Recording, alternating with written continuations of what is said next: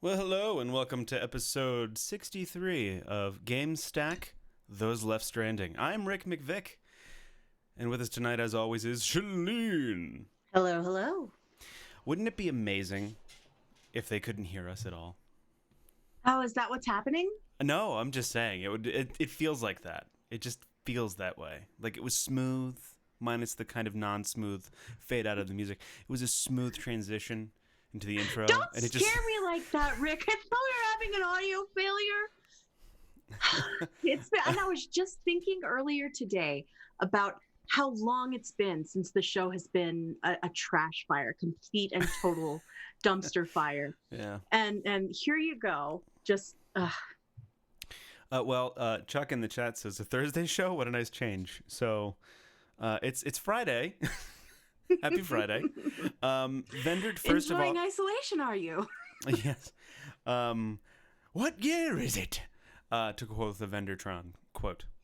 Vendor is not with us this evening. He is doing important health things in Canadian land, so wish him the best of luck in his endeavors this evening. But he is in his charging pod, as you can see if you are joining us on the Twitches.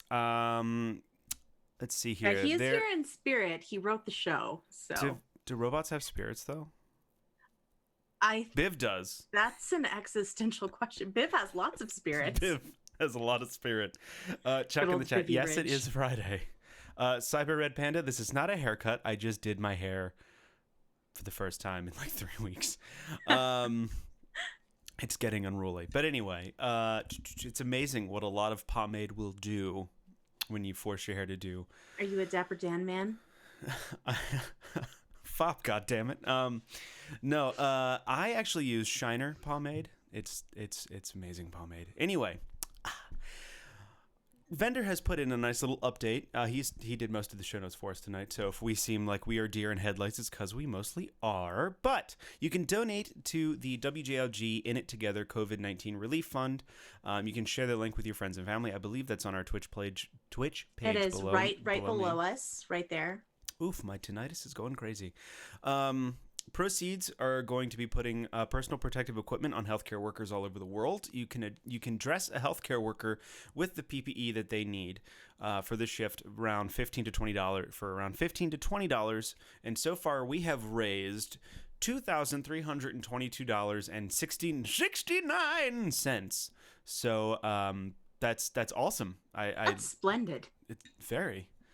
It's so splendid. It's splendid. Splendid. That was bad.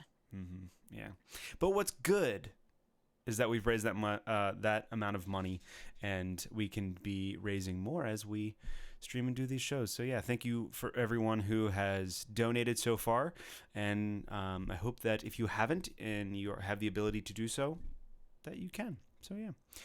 Let's see here. Host us on Twitch. Tell your friends about our show. Join. Go do it now. Or don't leave. But go share the links on your social medias and get more people into the show tonight. I think we've got some 5-star reviewer shout-outs. Shaline, do you want to take that? We do. We had one new 5-star review for the show on iTunes from Michael Madison in the U.S. And this 5-star review is practically an email, but we're going to go ahead and read it. Hey guys, I'm all caught up on both shows, and well, I haven't listened to anything off the record, if you know what I mean. Now, about DayZ. Rick said he had played it a few times, so I want all of you to join me on DayZ because I need help and a laugh. So make sure to bring Arch in, since he will have everything before we find each other. But this is for the PS4 community server. And then he mentioned that DayZ is on sale, so he really wants us all to get DayZ and play with him. And now he says, Arc. Vendor, because of you, I have started Arc on the PS4. Do y'all have a PS4 server I can play on? Lastly, I will update this whenever a new episode comes out. We do not have an Arc PS4 server. Our Arc server is on the PC. And I think maybe you should just send an email to info@wejustlovegames.com instead of editing your 5-star review. But thank you very much for that 5-star review, Michael Madison. Yes. Thank you very much. And we've got some new Discordians, I believe. We do. We've had several new people joining the Discord. I assume that they are in isolation and just reaching out for companionship They've hit their to wits' our end. Discord, the chat after dark, as you guys like to call it.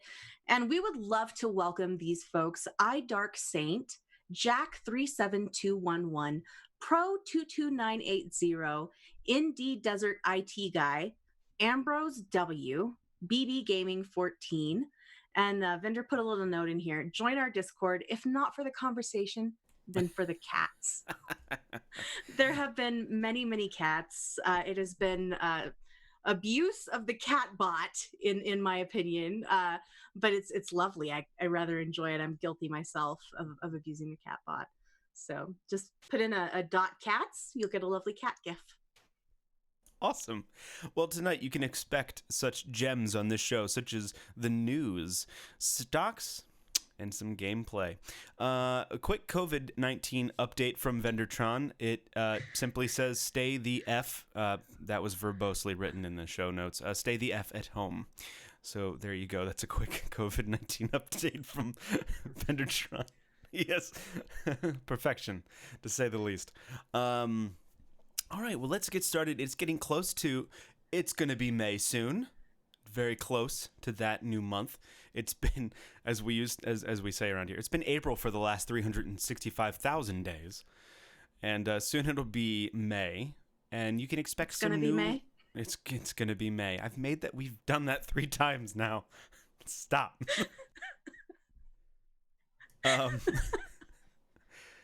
It's the worst joke. It's so played out, but you know what? Keep playing on. So are we. Just like the band on the Titanic, that joke will play on.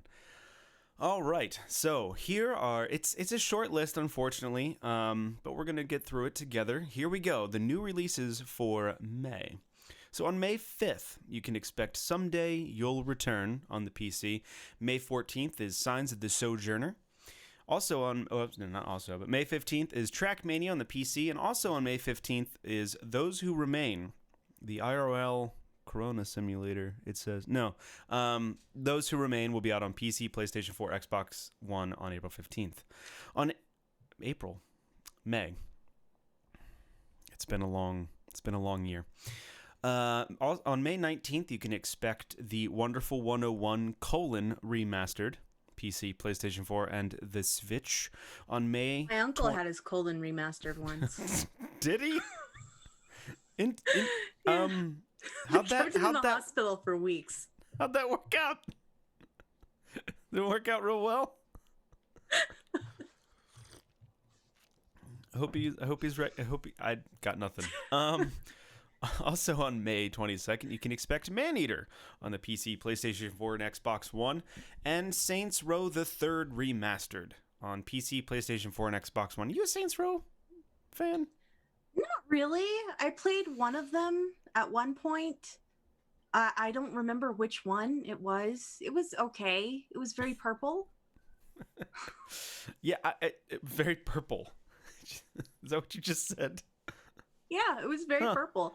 Loads of purple. All the outfits were purple. There was like a purple car, like lots of purple. That sounds like the third. I had friends who were into Saints Row, and I didn't understand the appeal of it. It just looked like a more ridiculous Grand Theft Auto. Yeah, I'd rather play GTA. I was going to say, yeah, if you want to play a ridiculous Grand Theft Auto, just play GTA. Well, anyway, if you're into Saints Row, that's coming out on May 22nd. On May 26th is Minecraft: Dungeons. PC, PlayStation 4, Xbox One, and Switch. On May 27th, you can expect such beautiful games like Ninjala for the Switch and For the Warp, Steam Early Access on PC. I want to know what Ninjala is. I can't not Google this. Well, because you have a Switch, right? No, I just have to know. Oh. Okay. Enlighten us. Share the wealth. Taste the rainbow? Okay. There's... The official website does not give me much. It is... It's going to be a hit. 1 to 8 players online, and there's a single player offline mode. Ninja Gum Battle Action. Gum. Gum. Okay. Like chewing gum. Interesting. Gum Battle Action. And there's, okay, here's a gumball machine. Ninja Gum. So, what is Ninjala? Let's click on this. The year is 20XX. The ninja who once forged the history of Japan were scattered across the country during the Meiji Restoration. As these ninja mingled with the other clans, their bloodline thinned, and they gradually faded from sight. The descendants of these ninja clans, seeking to preserve their heritage, formed the WNA, World Ninja Association, in the hope of carrying on their legacy. And so it was that the WNA succeeded in developing ninja gum, an art which could summon forth the strength of the shinobi. And yet, creating the most powerful ninja gum requires the strongest of ninja DNA. So it was that the Ninjala tournament was held, that the mightiest of all ninjas could be found. The dead plant in chat says it's a battle royale with a mechanic that allows you to shoot yourself around by blowing bubblegum. Wow. That's the game we all asked for, folks, coming out. Anyway, Xenoblade Chronicles: Definitive Edition comes out on the Switch on May 29th. And then also on May 29th, you get XCOM 2 Collection for the Switch, Borderlands Legendary Collection also on the Switch, Bioshock: The Collection on the Switch, and Fast Ampersand Furious: Crossroads, PC, PlayStation 4, and Xbox One. All those coming out on May 29th. May 29th is going to be a big day for stuff we've played before. Yeah. Coming out again. You're right. You're right. If you want to play it again on the Switch, May 29th is your day. All right. I'm probably going to buy Bioshock on the Switch because, of course, I am. Well, it's the collection. So what is that? 1, 2, and 3? Yeah, it's 1, 2, and Infinite. What happened to 3? 3 doesn't exist. Really? Yeah. There's Bioshock 1, Bioshock 2, and Bioshock Infinite. Oh, I thought there were 4. Well, then there wasn't. Anyway, well, that's news to me, folks, and here's what's going to be news to you.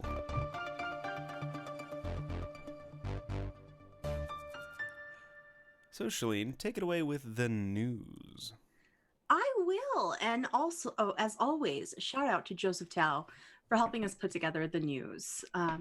So our first story is a sad one. Paul Haddad, the voice actor for Leon Kennedy in Resident Evil, has passed away at 56 years old.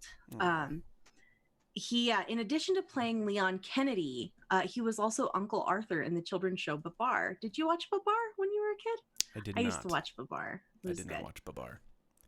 I loved Babar. But Paul Haddad, his cause of death has not been officially confirmed, but it has been reported that he was suffering from throat cancer. So it is likely that was the cause. So our hearts go out to his friends and family. And he was a very important part of gaming history as the voice of Leon Kennedy. Yeah. Oh, yeah. Especially the important Leon Kennedy of Resident Evil 2 for the PlayStation 1. So. Indeed. All right. So our next story is a little bit zany. There's an official Death Stranding jacket, and it will cost you $1,900 American. Yeah. May or may not protect you from Timefall. This article comes from twinfinite.net. By Giuseppe Nelva, and they report that German techwear manufacturer Acronym has been collaborating with Kojima Productions for a few months, and this jacket is the result. It's a Gore-Tex jacket. It is named J1A-GTKP. I don't know why they would name it that, but it definitely looks like something you might see in the game. It's very much Death Stranding.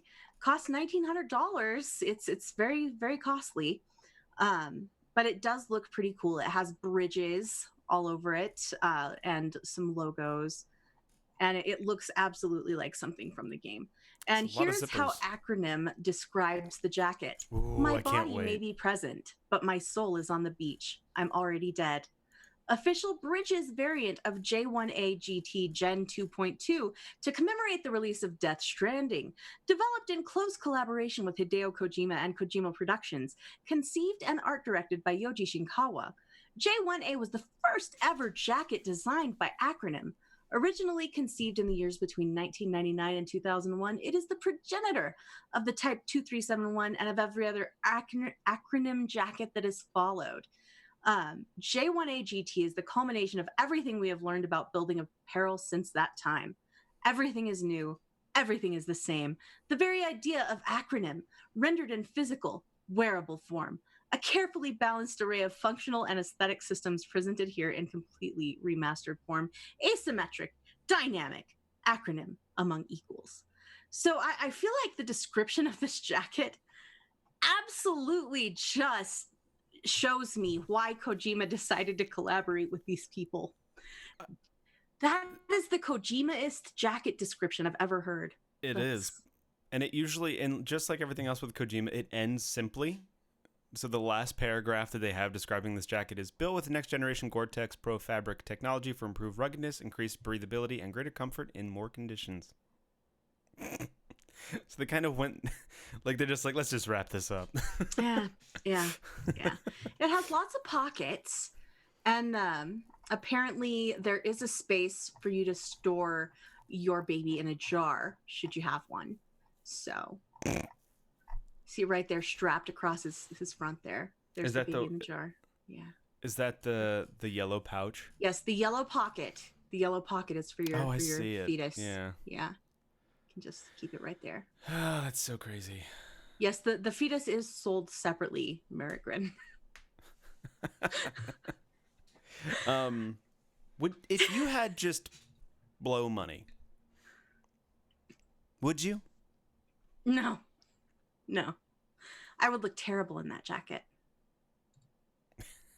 I would look really bad in that jacket. Like, it would be incredibly unflattering on me. I'm not very tall, and I feel like you would need to be tall to really pull off a jacket like that. How tall are you? 5'3". Oh, it's not. I mean, I'm 5'7". Yeah. I'm not that tall. Yeah. But I don't know. I just don't think I'm tall enough to carry off a jacket like that. I would not spend $1,900 on a jacket ever. I would spend $1,900 on a jacket if I had like more money than I have, but it would not be this jacket. Not me. Mm-hmm. Oh, the comments, man. Oh, the comments. Nice Tom Cruise height. Can you fit an adult cat in the jar? Oh, nice. My goodness. Let's move on. Yes. Enough fetus talk. It's enough fetus talk. But you know what is in its fetal stages right now? The next Grand Theft Auto game. Oh, really? Yeah. They're finally moving on. Indeed. So we reported previously on rumors that a new GTA was in development, and it appears that has been confirmed. This is an IGN article by Jonathan Dornbush, and I feel like it's not a huge surprise to me that they're working on a new GTA game. Of course they're working on a new GTA game. The last one made them like $1 billion. Like, it's still one of the top selling games of all time. And there is a bit of news that is surprising here, though.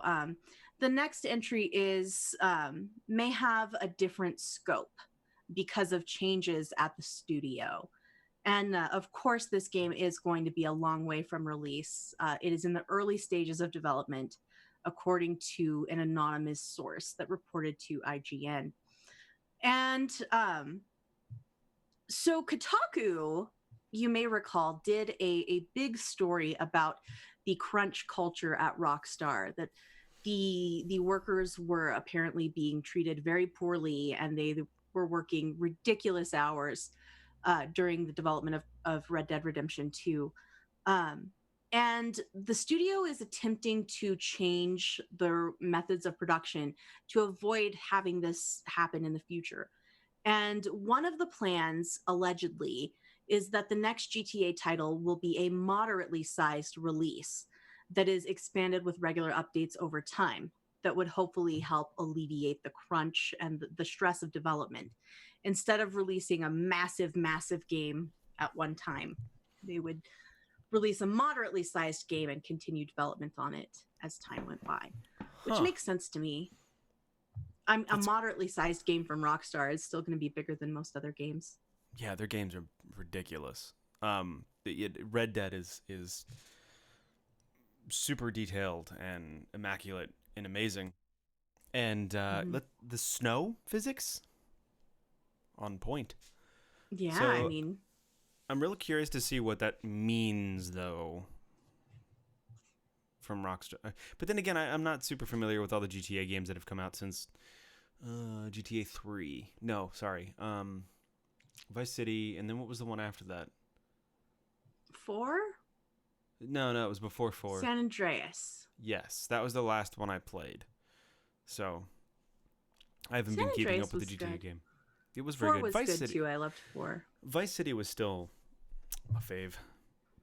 So what would the next GTA have to do to bring you back?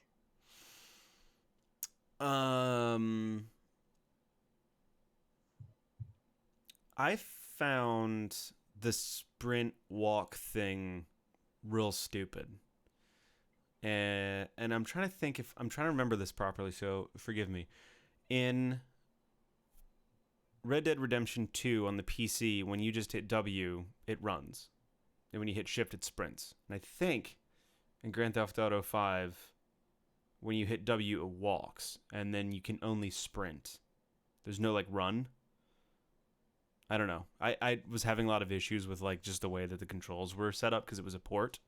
And I I'm absolutely trying just to couldn't stand it.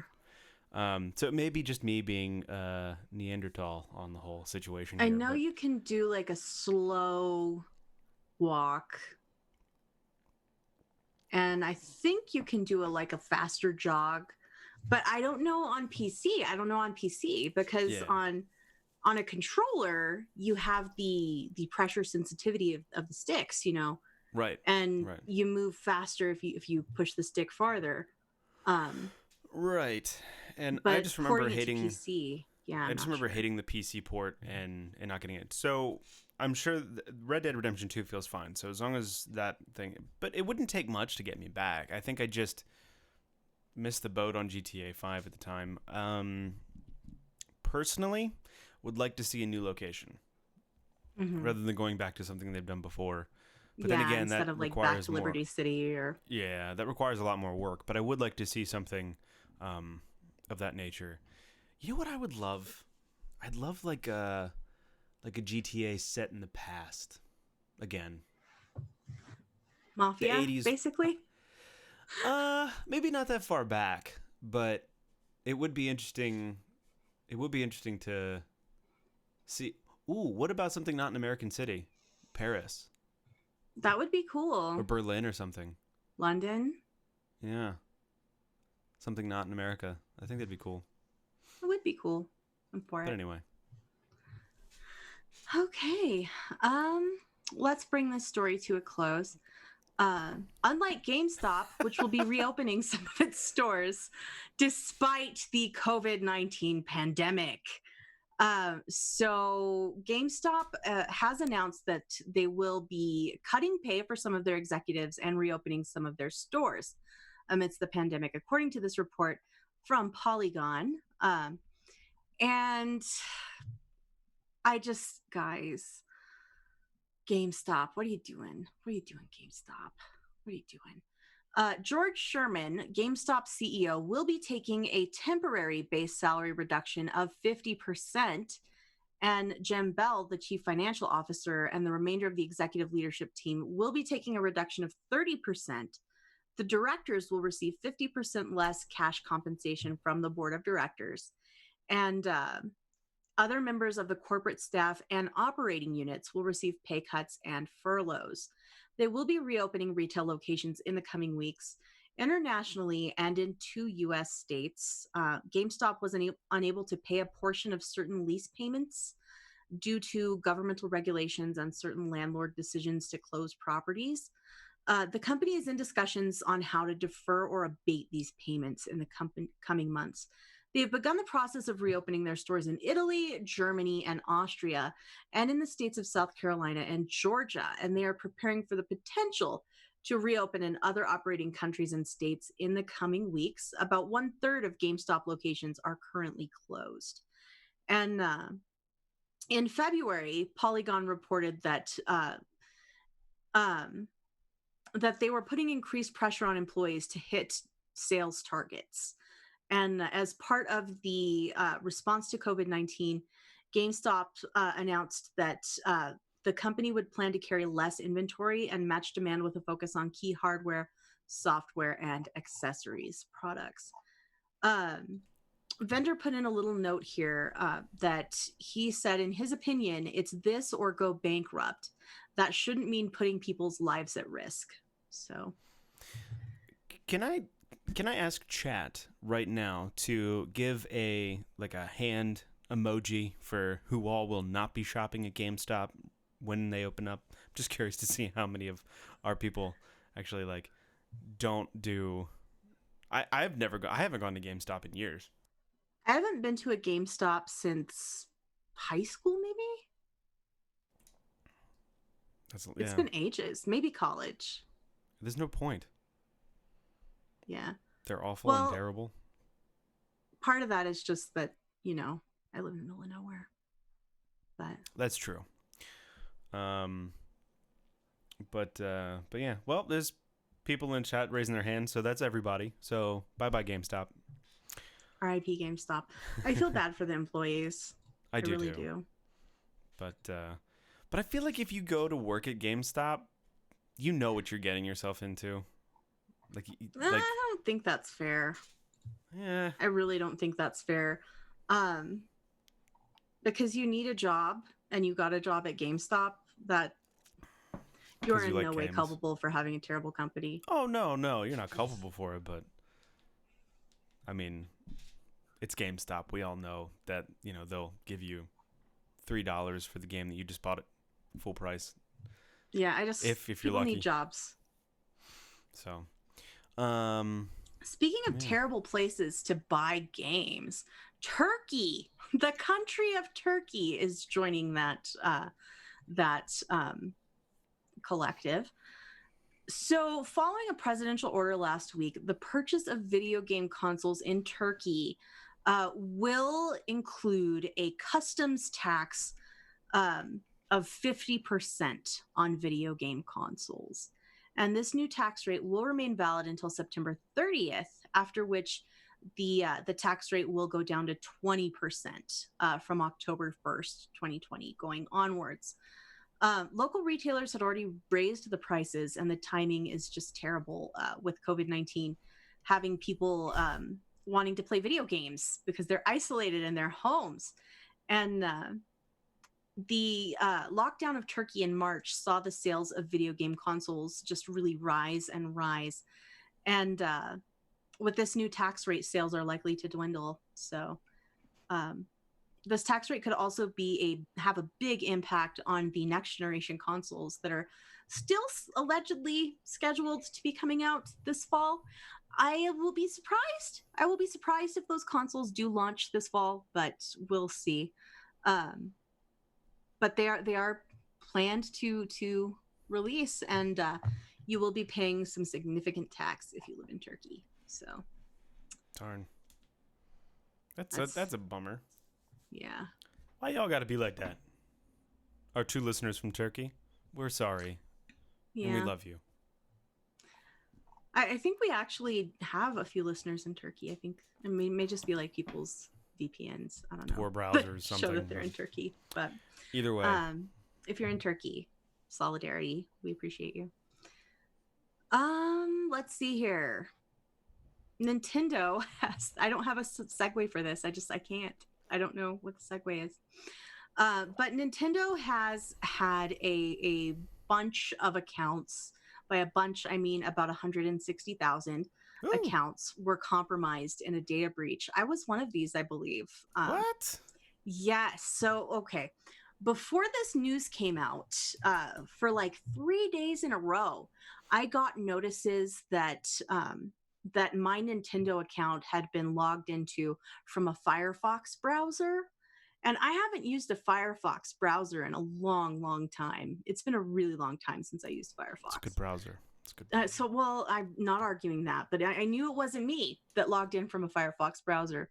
So I had to change my Nintendo password like 3 times, and now I know why. According to this article on gamesindustry.biz by Hayden Taylor, Nintendo Japan confirmed that about 160,000 user accounts have been illegally accessed by third parties, and no credit card information was exposed. But affected users had their nickname, email address, date of birth, gender, and country data exposed. There is no evidence of a breach to Nintendo's databases, servers, or services, but an investigation is ongoing. As a precautionary measure, users will no longer be able to log in using their Nintendo Network ID, and all other sign in options will remain available. And Nintendo will be contacting affected users, advising them to reset their passwords and set up two-factor authentication. The company said during the investigation, in order to deter further attempts of unauthorized sign ins, we will not reveal more information about the methods employed to gain unauthorized access.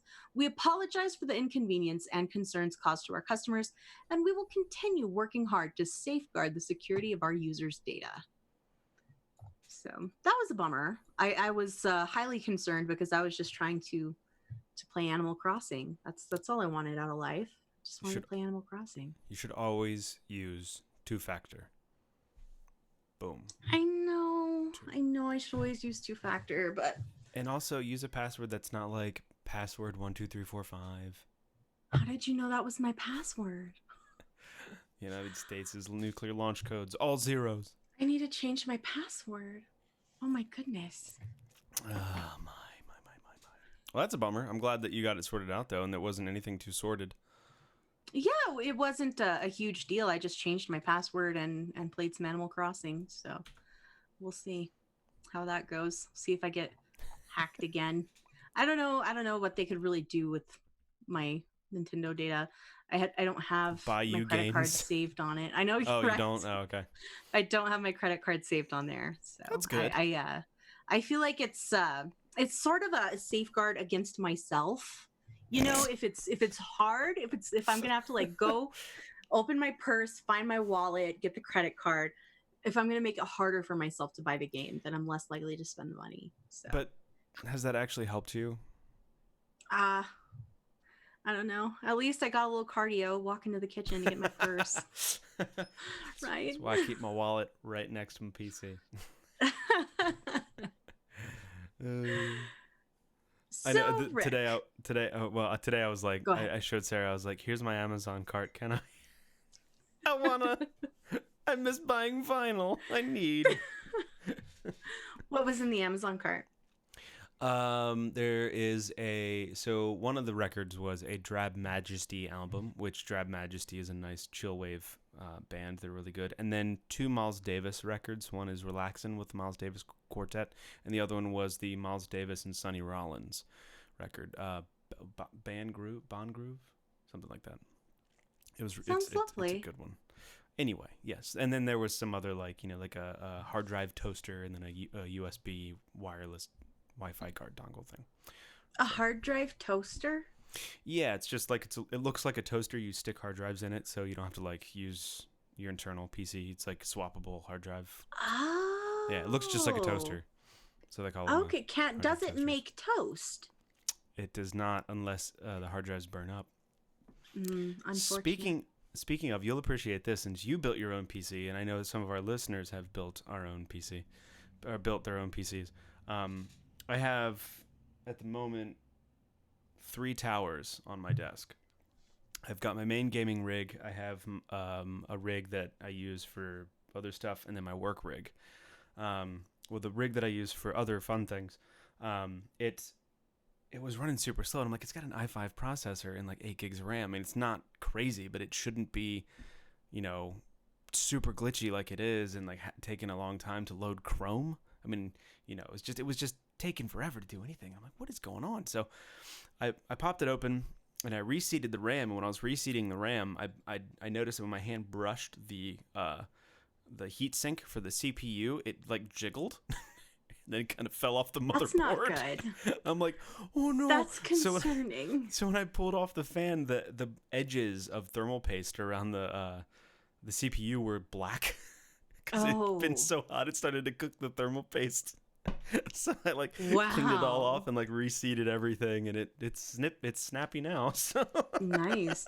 We may need to do a little bit of troubleshooting with mine because it's been like overheating or something.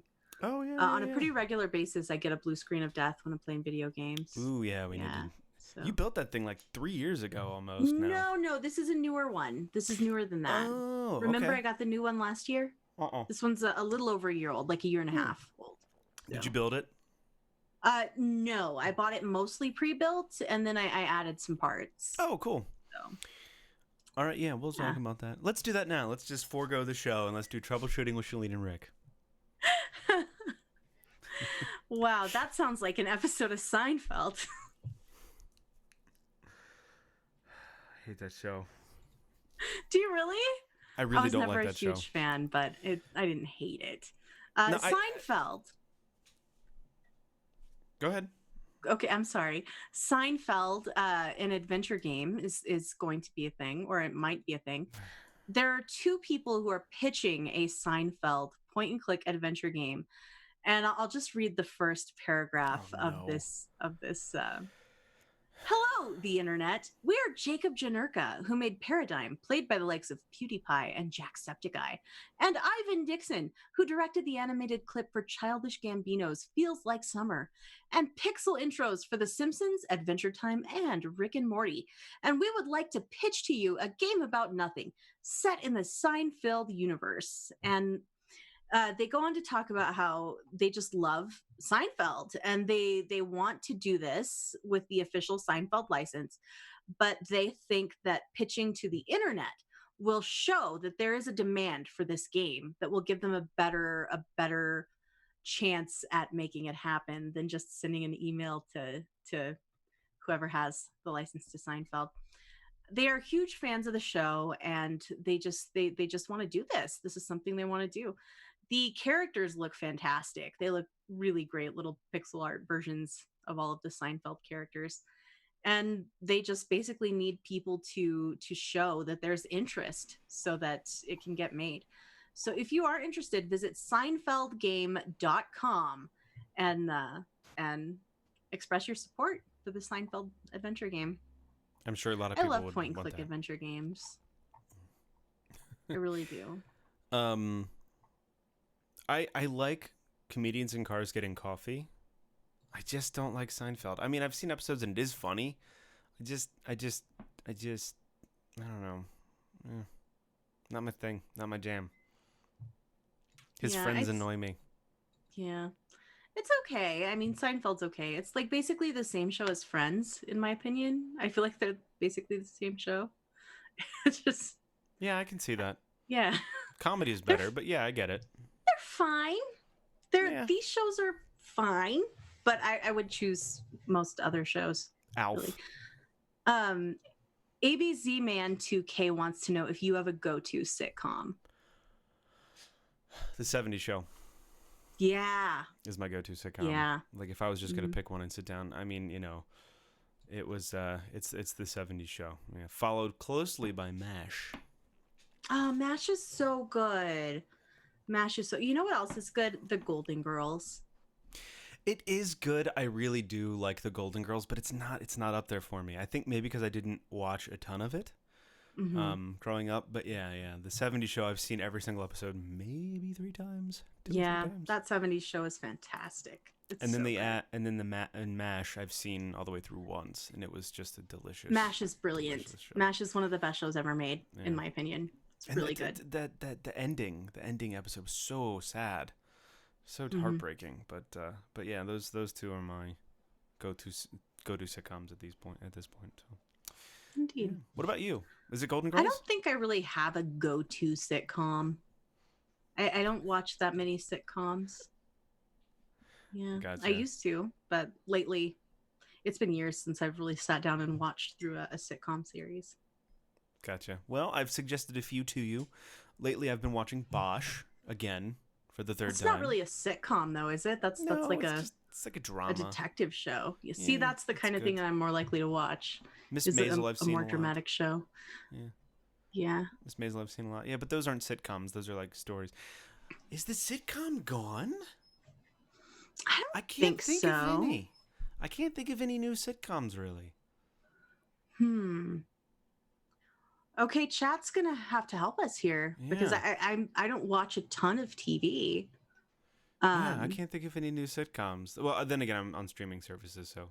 yeah, I don't watch a ton of TV in general, so I am not really not in the know. I don't know, but Yeah. did the Big Bang Theory die? I think it finally did. I think so. That's a guilty pleasure of mine. I gotta be honest. Like, Yeah, I never I won't watched admit it, it. but like I've watched it a few times and chuckled. Yeah, I one of my dear friends. You remember the girl I used to play Gears of War with all the Mm-hmm. time? She loved the Big Bang Theory, loved it, and so like I feel like I've watched it because she would talk about it so much. Yeah. My grandmother, who was quite a prudish woman, really liked The Big Bang Theory, and that always caught me and my wife off guard. It was funny because she would be like, "There's some sex parts in it that are just I could do without," but then it was funny.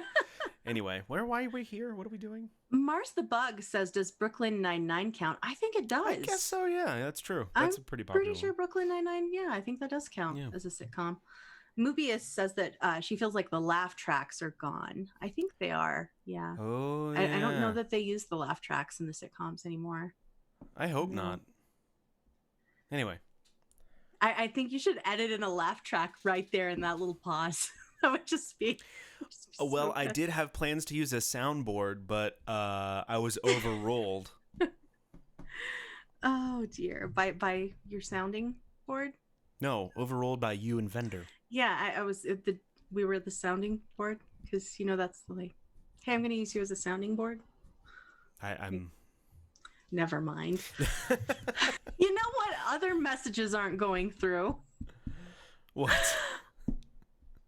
Anybody who's trying to chat with foreigners from the country of China, that was That's bad. fishy.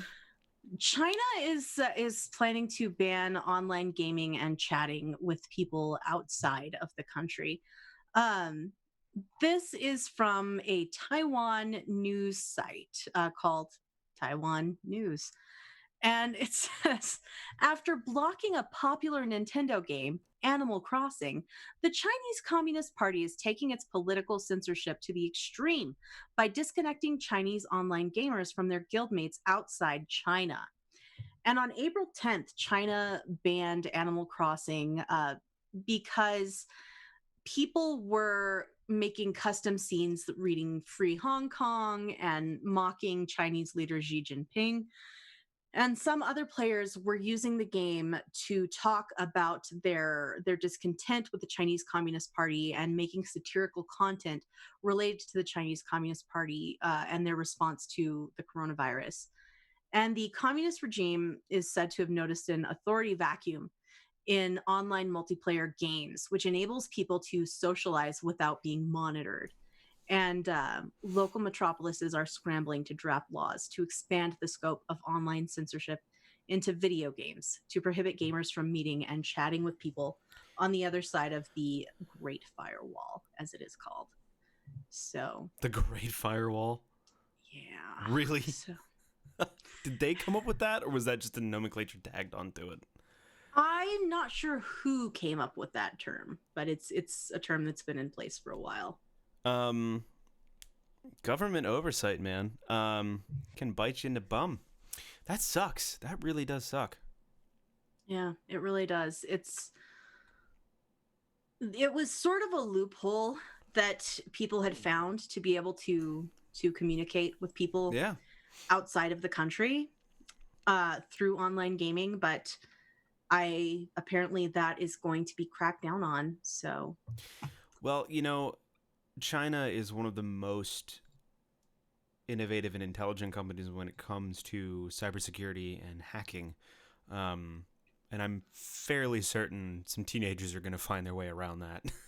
It's So you can't block everything, you know. there's always a way around it. It's really unfortunate um, There goes that our people Chinese will viewership. suffer. People will suffer.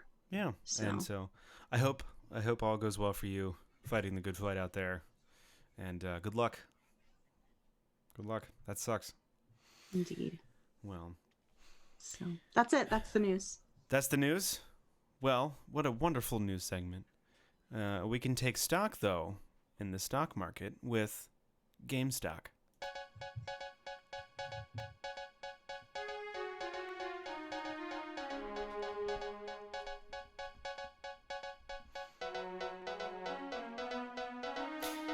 GameStop was reported in United States Standard Dollar as of 11:21 a.m. April 24th, 2020.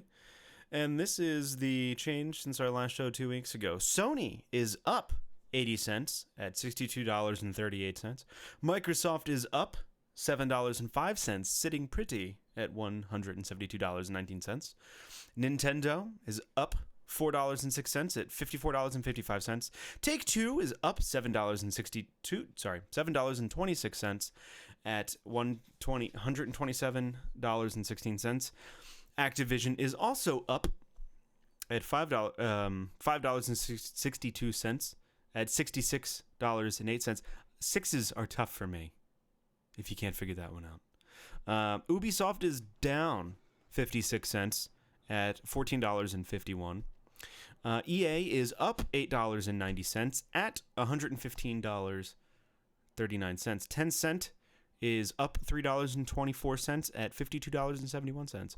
So overall, everything is climbing. I can't imagine why. We're all at home. Most of us are at home with nothing to do or nowhere to go. Yeah. Have you bought into anything recently, Shaline? No. No. Are you regretting not buying some stuff now? No. Are you done with the stock market? No. No. I don't buy many stocks, Rick. It's not I to me it's sort of a mini game in my life. Like it's not it's not it's not something that I invest heavily in enough that I would feel regret. It's I put in that initial $100 some years ago when I started this whole thing, and that's all I've ever put in. I've never invested any further money. Are you up or down? I'm up. Let me see. There you go. Where's my phone? Oh, we didn't have to get personal with it. I just. Oh no, we're fine. I can. Let's see here. I am at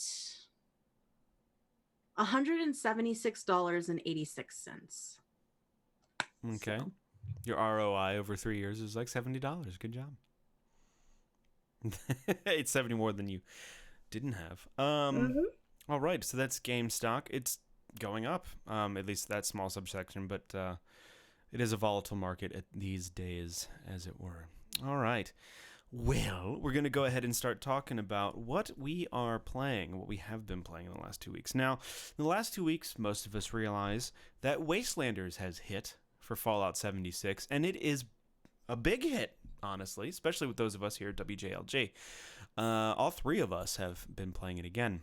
We talked about it on our last episode of that Fallout show, which I still need to post the podcast of. So I'll talk a little bit about that, and just to kind of recap.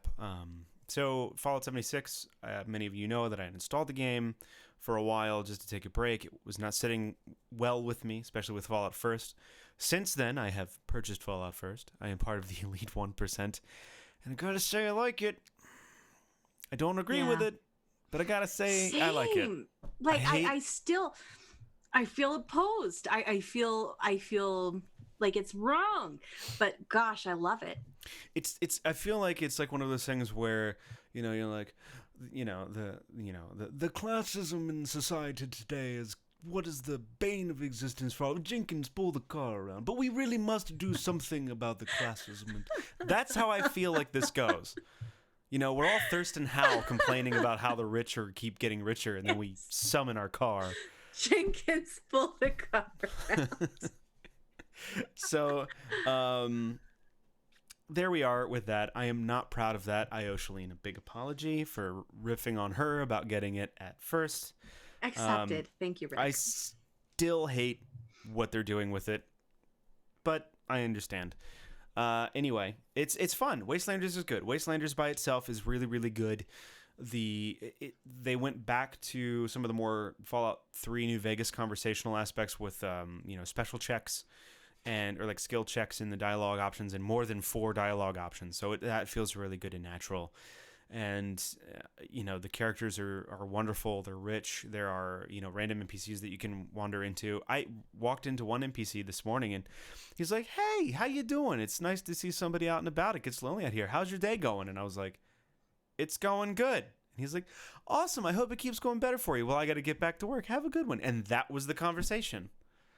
That was it. And I was like, that was pleasant and surprising. There wasn't he didn't ask for anything. He didn't need a settlement that needed help. It was just a little conversation. Can I tell you an interaction that I had recently with the Wastelander? Okay, so this lady she was wanting some mint hats. I was playing with Archon, and Archon's like, "Hey, do you have some mint hats? Talk to this lady." So I talked to the lady, and she's like, "Gosh, I really need some mint hats." And I'm like, "Well, of course I have some mint hats. Here you go. Have the mint hats." And she says, "Oh, thank you so much. I really needed these mint hats. Here, take this. I'm not going to need it anymore." You know what she gave me? What? A dick doll. I love it. Yeah, so it feels like Fallout storytelling. And I've talked about this in the last episode of that Fallout show, but it's like this build up in a release is basically what this update felt like to me. You have this vacuum of a map. There's nothing in it. Everyone's dead. It's desolate. And then poof, life happens. And it's really good. It's really good. It feels like a Fallout game. I've had nothing but a pleasant experience, minus a couple crashes. Just servers die. But yeah, it's really good. And I suggest that if you're not a Fallout 76 player, but you've liked Fallout in the past, grab it. It's worth it. I think you'll get into it now. I had 2 friends jump on the 76 train who've never played it before. They were not part of the original OG group, and they're really enjoying their experience in playing Fallout 76. So check it out. I've also been watching Boardwalk Empire, and I may or may not have purchased Mafia 2. And Mafia 2 is really good. I loved it. It's really good. It holds up fairly well. The combat feels pretty good. What really got me was I booted it up, and you come back from overseas and you're walking in a wintry Empire Bay, New York City analog basically. But you're walking in a New York City wintry thing, and Dean Martin singing, Walking in a Winter Wonderland, or Let It Snow. He's singing Let It Snow. And I hit the caps lock button to actually walk in the game. And you got your overcoat on. He's got the suitcase. It's like 1943.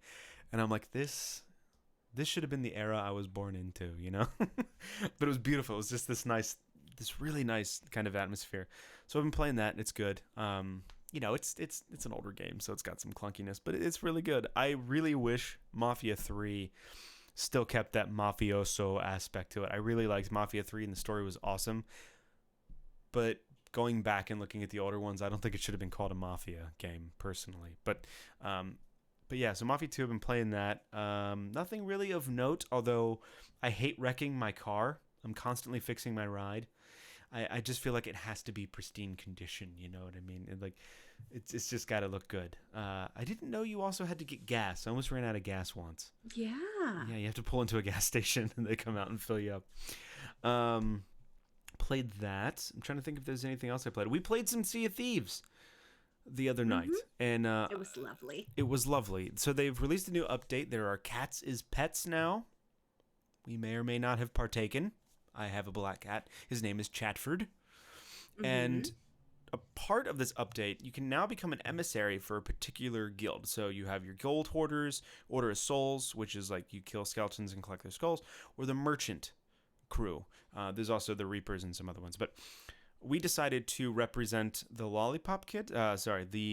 We decided to represent the Merchant Guild by flying their flags and doing their quests. And You and me, Shaline, we grabbed a brig, and we set sail for adventure on the deep blue sea, or the deep blue wet thing, as I like to call it. And we were sailing around and doing these missions, and we fill up a little bar. And after we filled up the little bar from doing these missions, it's like, hey, you can do the emissary quest. And we're like, awesome. This is going to be fun. We decorated our vessel to look like a merchant vessel. We got our dandy boy outfits on. We had like little primpy glasses, and we just looked like merchants. We were not And pirates at all. it was matching merchant outfits, We I had might matching add. merchant outfits. We were twins. And by that time, Archon had joined us. And the three of us sailed out to a seapost. And on their way there, I looked at the quest and I'm like, guys, do you see how many crates we need to buy? So, like, in order to do a merchant quest, you go to an outpost or wherever it tells you to go and you pick up X amount of crates. Most of the time, it's 8. So you pick up 8 crates of silk or plants or rum, something. 8 of them. And then you deliver them somewhere. Well, the emissary quest is 25 crates of various items. And so we pull up, we dock. They get all the crates. I'm using the harpoon to load them onto the ship, and they're carrying them onto the ship. And out of nowhere, this other brig shows up, and I'm like, guys, there's a brig, and we're trying to like load up as much as we can. But we hesitated too long, and I hear a boom, and I'm like, someone's gonna board the boat. And by the time I like got off the harpoon and turned around, the dude was already on the boat. I hit him once, he hit me twice. I'm dead. I'm on the boat of the damned. Next thing I know, both Archon and Shaline are on the boat of the damned. It was bad. It was so bad. I mean, we hesitated too long to do anything, and we lost all the loot. Now, the benefit of that whole thing was by the time they had really sunk us, I had most of the silk on board, and you had most of the rum on board, and all of it was ruined. So they lost a lot of value in that stuff, but they could still deliver those plants, which is fine because those things suck because they are always in your way. But the cool thing is, though, it only took about an hour to get to that emissary quest. If you're interested in doing that sort of thing in Sea of Thieves, it only takes about an hour to get to that point, and then you get that particular large quest. So it's not like a huge time sink. We didn't really lose money. We weren't at the end or anything. We were just starting it. So it wasn't the biggest hit we'd ever taken.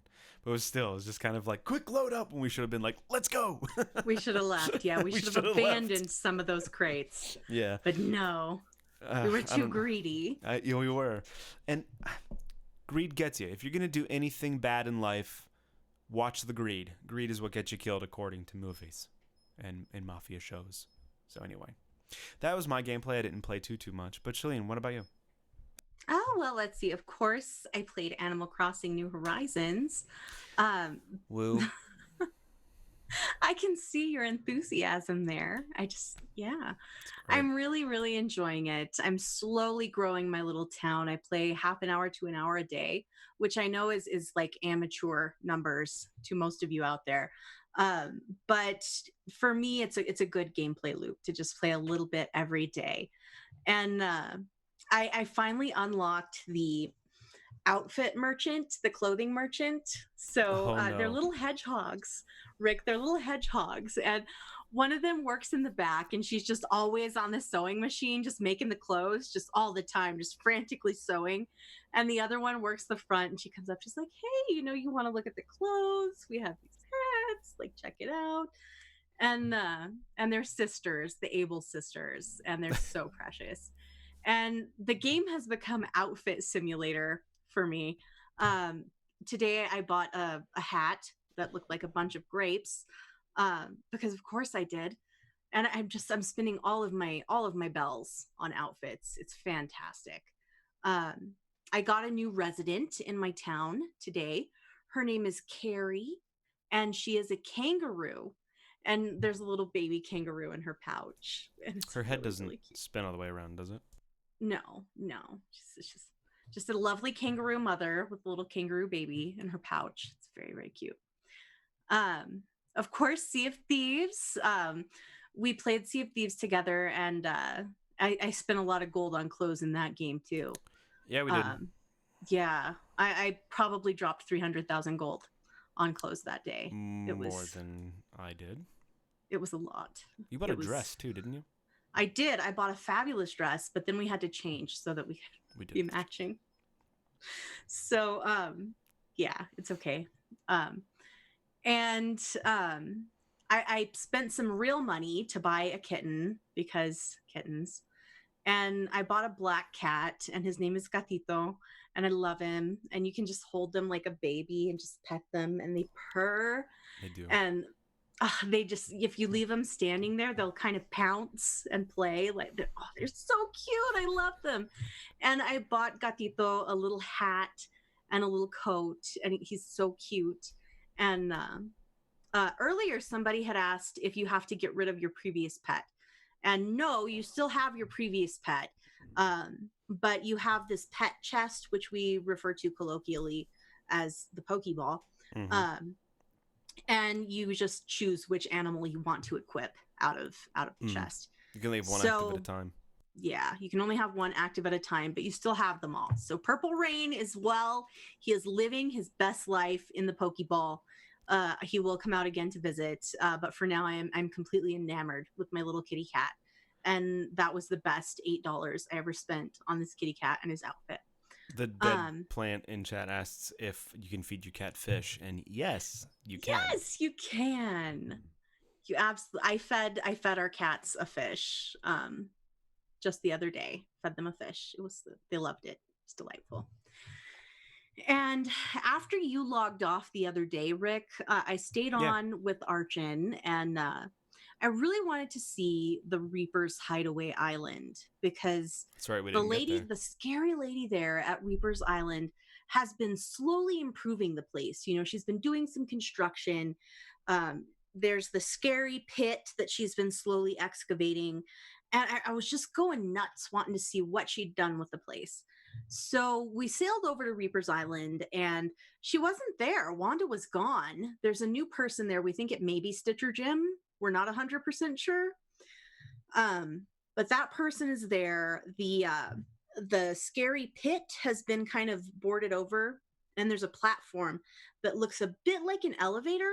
So I don't know, but it's very interesting. There are some lovely cannons, really fancy cannons on that island. So I hope we're able to procure cannons similar to that for our ships. But still loving Sea of Thieves. It's quite lovely indeed. And of course, Fallout 76 Wastelanders is fantastic. I'm really enjoying it very much. I built a little house. Really enjoyed building my little house. This is the first little house I've ever built in Fallout 76. Surprised you don't like the building in this game. I don't, though. I really don't. But all of the previous homes I've lived in Fallout 76, you guys built for me. Jess and Archon built my first house. You and Vendor built a subsequent house. This is the first one I built myself. And I liked it. I used the new, what was it called? Contemporary building set. Yep. Quite enjoyed that. Wallpapered it pink. It's a delightful home. Wraparound porch. It's lovely. I bought the little infiltrator. What's it called? The Liberator. The little Liberator robot lamp. It's so cute. It's so precious. But I've been enjoying Wastelanders. I've played it mostly with you guys. I really haven't spent any solo time with it. But I'm enjoying the positivity around the game. It's been really pleasant to just be hearing good things, you know, to hear positive attitudes around Fallout for once. I've quite enjoyed that. I also checked out a game called Katana Zero. I've been in the mood to dive back into some indie games, and Katana Zero was the first one I picked up. It is a very, very stylish retro style pixel art action game. It's kind of a mixture of the cyberpunk aesthetic with an 80s movie. And you play as a samurai who can rewind time. So you set up your plan basically by going through it. And if it doesn't work out, you just rewind time and you have to start over. You go through the stage, set it up, and then you watch your character execute everything you've set up. You can take different actions besides just using your sword. Like you can throw a lamp at somebody and knock them out. There was a cat in one room, and I stopped to pet the cat as part of my assault on the building. at the home, when you get back to your home, you can drink some herbal tea. It's very cute. The music is really, really great. It's nice to just kind of jam to the music and set up your little samurai attacks. Your character has a mysterious backstory that I've been enjoying learning about. So I highly recommend Katana Zero. It was very fun, very fun. Nice. Um, I tried a couple of other cool indies that I've just been in the mood for that lately.